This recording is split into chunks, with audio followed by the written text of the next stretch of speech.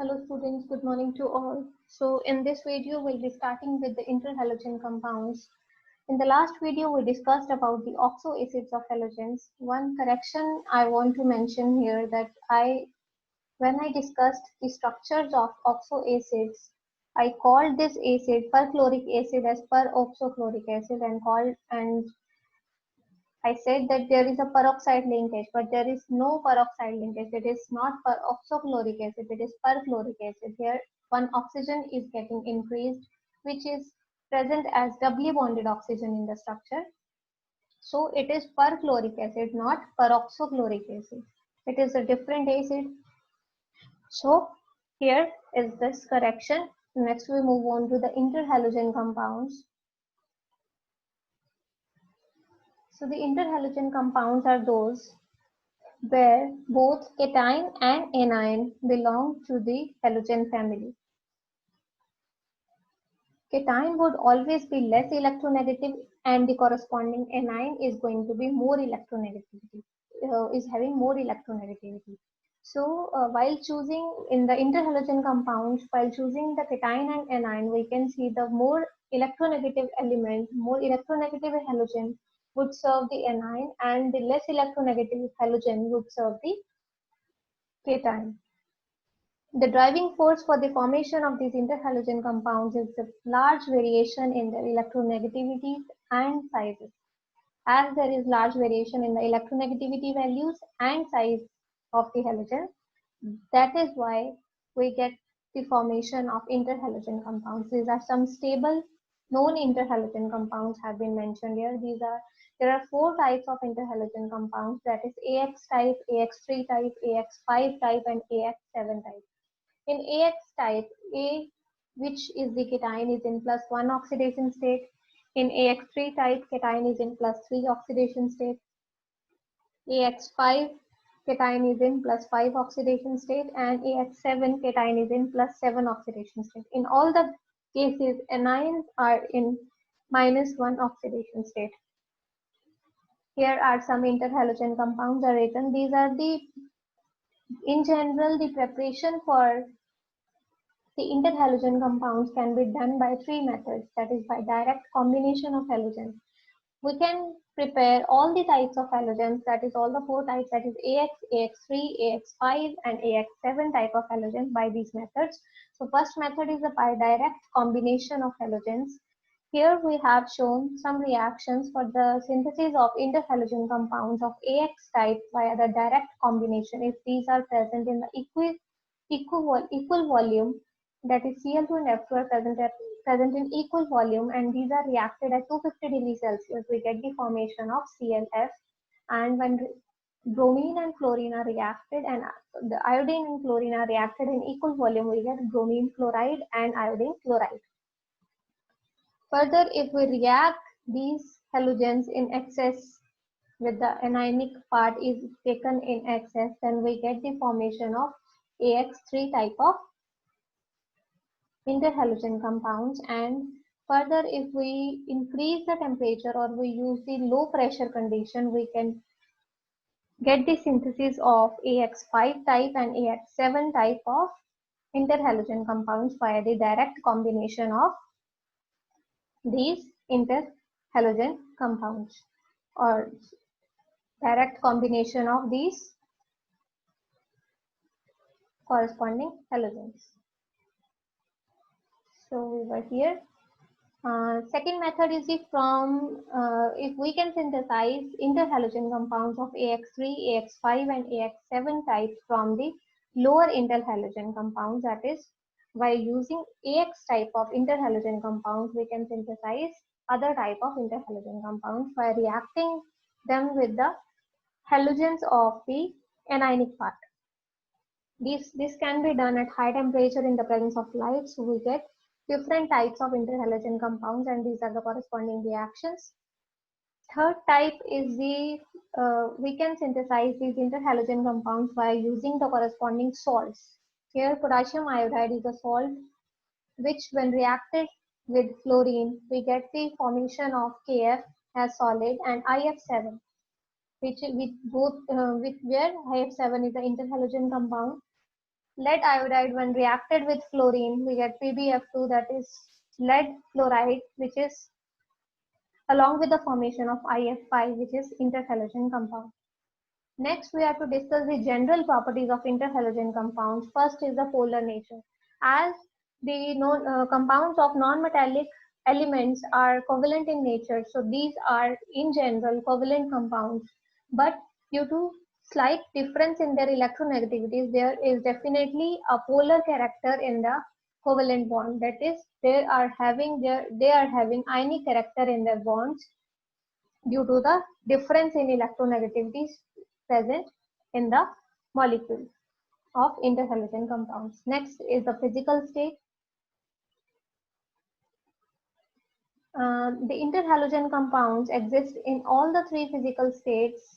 There is no hard and fast explanation or any solid explanation for the existence of these interhalogen compounds in these different physical states. This can be related to the intermolecular forces, that when electronegativity difference is high in case of interhalogen compounds, out of which the anion and cation, in the anion and cationic part of the interhalogen compound, out of which the interhalogen compound has been formed, if there is large electronegativity difference, then that means that it is going to be there is going to be large intermolecular forces, and that is going to be more towards the solid, and the compounds having less electronegativity difference are going to be gases. But this is not true for all the cases. This can be this is one of the explanation for comparing few compounds, but there is no such possible explanation for all the cases, which is valid for all the cases for the existence of these interhalogen compounds in the gaseous, liquid or solid state. Next are the melting and the boiling points. The melting points and the boiling point again depend upon the electronegativity difference in the two bonded halogens in a single interhalogen compound. More the electronegativity difference, more are the melting and the boiling points. Next is the reactivity. These exhibit similar reactivity as their corresponding components out of which they are formed, but they are bit more reactive due to the covalent bond is now present in two dissimilar halogens in comparison to the halogens out of which they have been formed. So they are more reactive, but they are going to react in a similar way as the starting materials. Interhalogen compounds of fluorine are used as powerful fluorinating agents. These can convert metals, oxides, chlorides to corresponding fluorides. ClF3 is the strongest fluorinating agent. Here we have some reactions where this is a metal. When reacted with the interhalogen compound of some fluoride, we get WF6. When it is reacted with SO2, we get SO2ClF.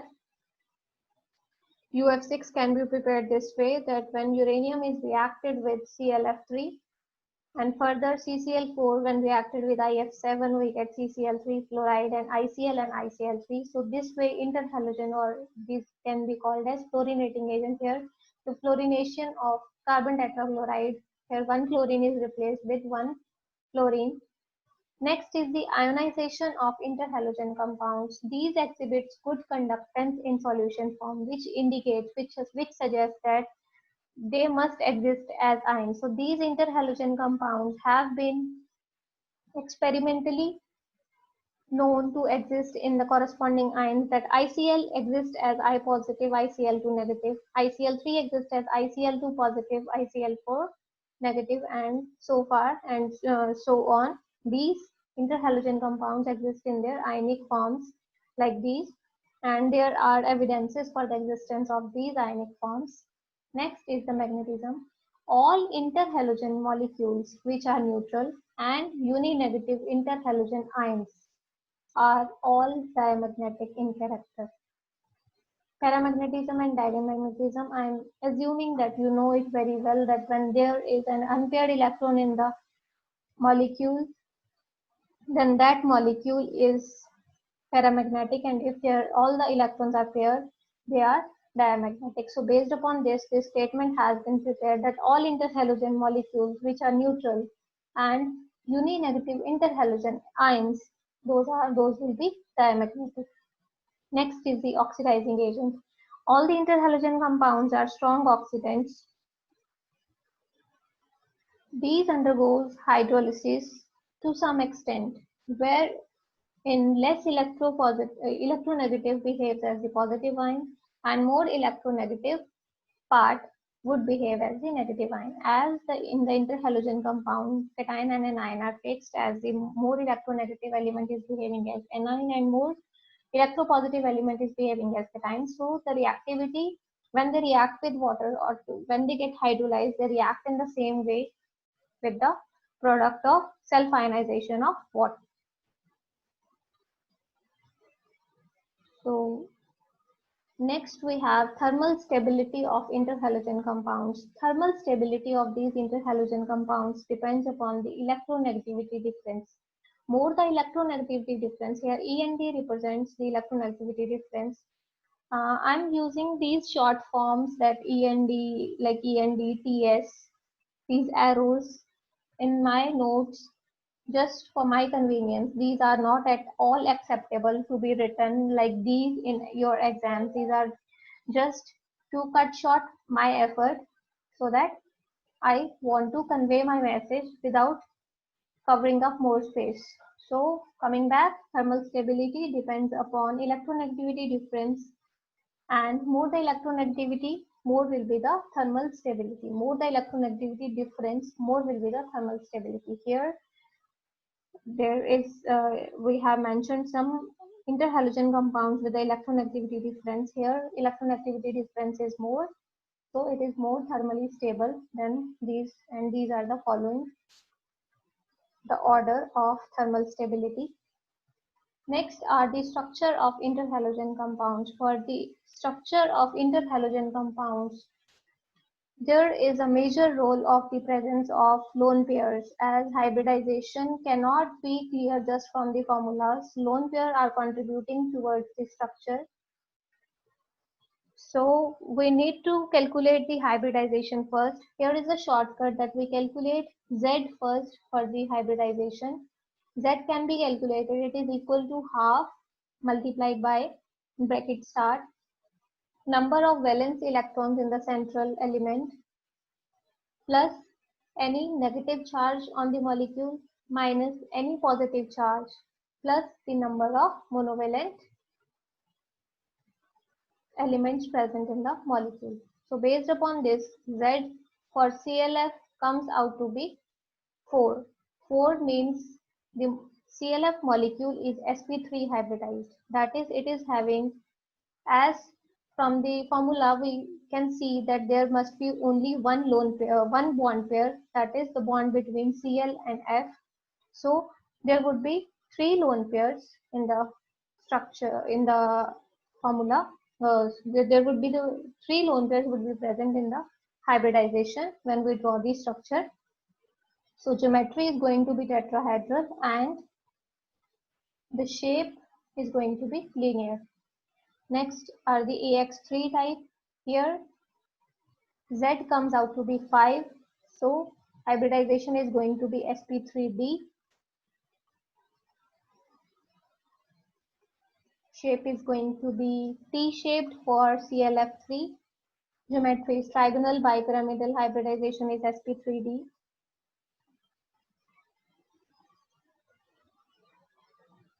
Next is ICl3.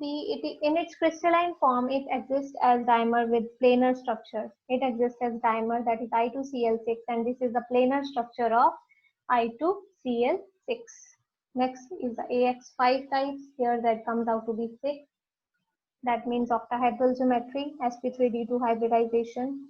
Here we have shown the octahedral geometry. Here one lone pair is present.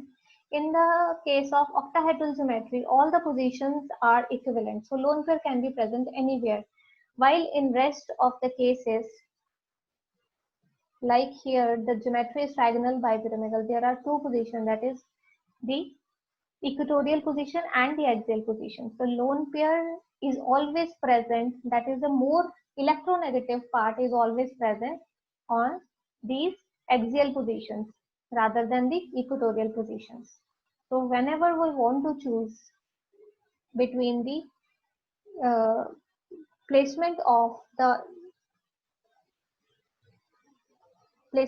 these elements, this is based upon the electronegativity, and as lone pair is more electronegativity negative in comparison to fluorine, so it will occupy the axial position and fluorines will occupy the equatorial position.